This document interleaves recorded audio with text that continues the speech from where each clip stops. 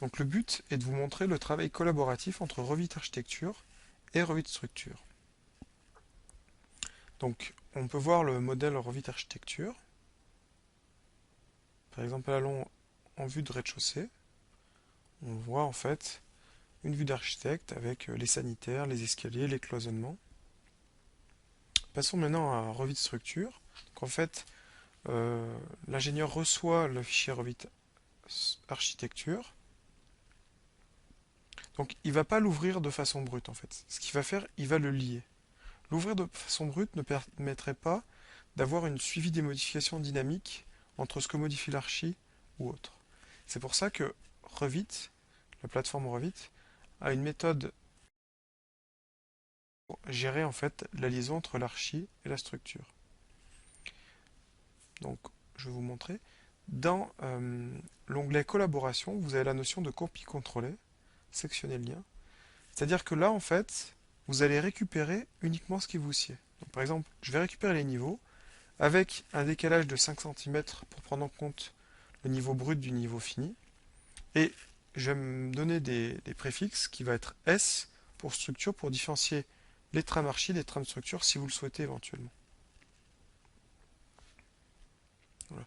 De même après je vais récupérer mes poteaux, donc je peux soit les récupérer à l'identique, soit imposer qu'un certain type de poteau soit un autre type en fait.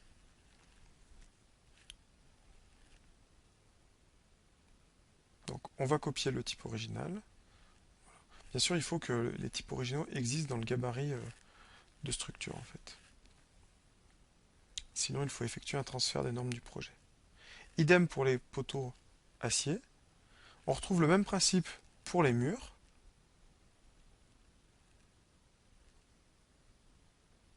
Voilà. Et pour les dalles.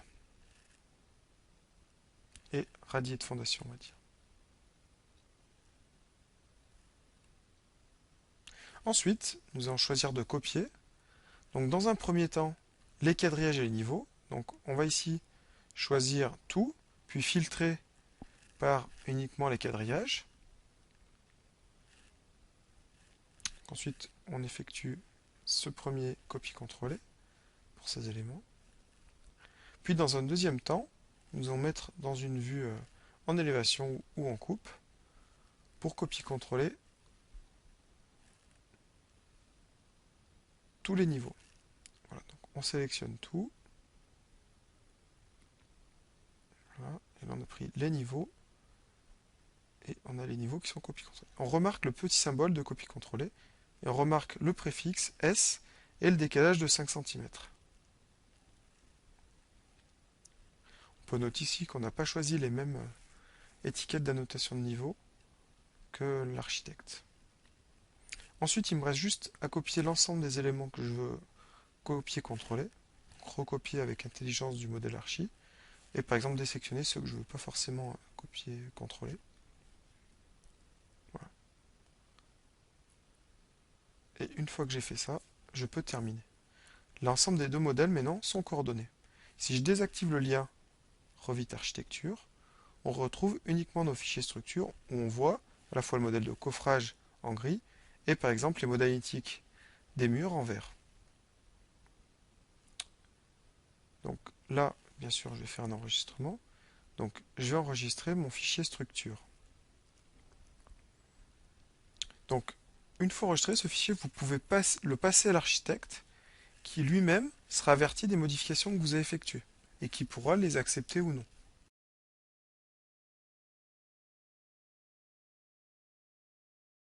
Donc, la semaine suivante, l'architecte fait une modification et décide de déplacer par exemple ses poteaux extérieurs pour limiter le porte-à-faux. Voilà.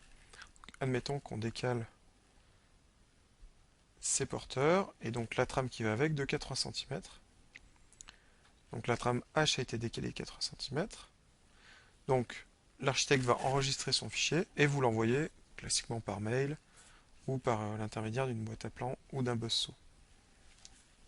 Donc, vous, qu'est-ce que vous faites quand vous recevez ce fichier en fait? Vous rouvrez votre projet, vous le mettez à la même position localement que le projet initial avec le même nom, Et Revit, quand il ouvre le projet, en fait, il check l'ensemble des éléments. Et s'il y a des différences, il vous dit, comme vous le voyez là, que ça nécessite une coordination.